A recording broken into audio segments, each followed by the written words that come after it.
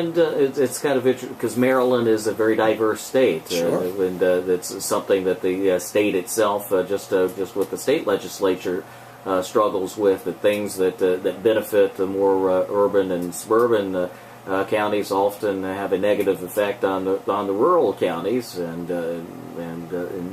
since the population is mostly in the suburban and urban areas, they tend to be advantaged on that. So how would the message change, for instance, if you're talking to someone in Baltimore as opposed to talking to someone in Chestertown or in Rock Hall? How would the message change? You emphasize different things, I would guess, depending on the audience. Sure, and when you're selling a Corvette, if you're a car salesman, you're always going to sell the engine and the power. Most people who come in to buy a Corvette aren't asking you about the windshield wipers, right? But there is a very small segment of people who care about the windshield wipers, who might care about the electronics in the car. What I'm getting at is my overall message. What does Dan Bongino stand for? Has always been economic growth, productivity, and prosperity. And I have a very detailed, multi-part plan about how to make Maryland their economy just explode, take off like a rocket ship. Tax reform, energy policy in Western Maryland, regulatory review, a balanced budget amendment, and scoring our budget differently. If we implement those 5 processes, they're very simple on a federal level, our economy would take off. But having said that, there are other components to the car as well. So to answer your question, we go out to the Eastern Shore, we get a lot of significant questions about farmers. What are you going to do about farmers? And Ben Cardin right now does not support the ag community. It's 14% of Maryland's jobs. That's not insignificant, are in ag. That is an enormous percentage of our working population. The farmers feed our state. These are our farmers, and what do? We regulate them out of business. You have the Hudson case going on now. You have the FIFRA legislation being held up by Senator Cardin. I mean, these are issues that really resonate with these communities. Talk about the Hudson case. I'm not overly familiar with it. It's a family on the Eastern Shore here that ran a chicken farm. They're being sued by the University of Maryland Law School. What they had some regulated, properly controlled fertilizer, on their field that they did a flyover to the University of Maryland and alleged that it was something other than it was, and they're being sued, and they're going to wind up being broke if it wasn't for the goodwill of some donors helping them to fight this unnecessary lawsuit.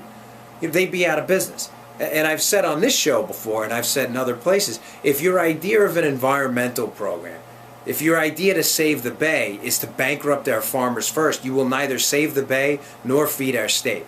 It has to be a cooperative effort with our farmers. Everybody here wants to protect our Bay and develop our natural resources. And we can do it in conjunction with the farmers. Is a multi-million-dollar lawsuit against hardworking farmers on the Eastern Shore, is that the solution? I don't think so. That's not a cooperative effort. That's a special interest looking to hurt some of Maryland's working families, and it's sad.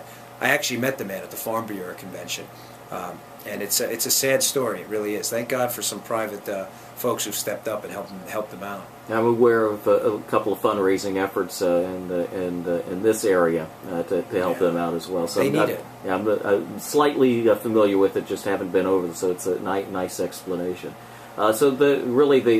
You're looking at five specific things, 5 things in terms of economic development that you see are important. Kind of run through those real quick. It's the essential part of your platform. Well, tax reform. Tax reform is extremely important. To tax is to have power.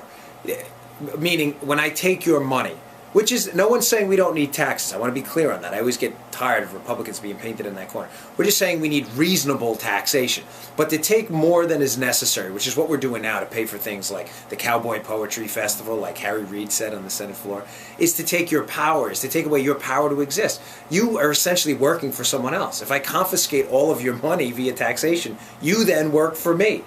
So we're just asking for fair, predictable tax levels, and I've proposed a flatter, broader tax code with 3 separate areas that can be filled out on a 1-page form. You could claim your mortgage interest, health care, education, and charity. That's it. 1-page form, you hand it in, you're done.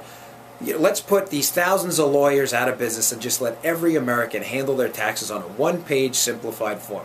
Very simple. You know how much money we'd save just in costs, in bureaucratic accounting costs now? And how simple and easy it would be just to get your taxes done.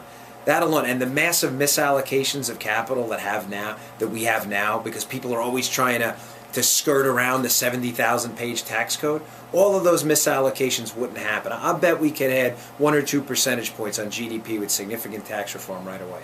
I remember catching a story earlier this week, talked about it on the air, that I think some oversight groups with the IRS, they're complaining that their budget is being cut and they're asked to do more. And I'm thinking, well, if you just simplify the tax code, you wouldn't have to do near as much. Right. Exactly. Well, they love it. 70,000 pages. Why do big government folks and cronyists, I don't call them crony capitalists because they're not capitalists, why do cronyists like a 70,000 page tax code? They like it because then politicians can do them favors. The only reason crony capitalism has been called, or cronyism as I call it, works, is because government's so powerful. I like the term corporate welfare. That's it. That's the term I like. That's appropriate. And the only reason it works, though, is not because of the corporations. It's because of the government that can do the corporations the favor. If you went into your senator's office and he said, I'm sorry, the tax code's flat, there's nothing I can do to help you out, you just have to compete like every other corporation, it's not the corporation that's in trouble. It's the politician who now can't get his donation.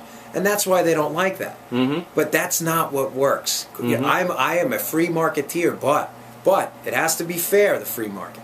And companies have to compete on a level playing field. And the system we have now is an absurdity.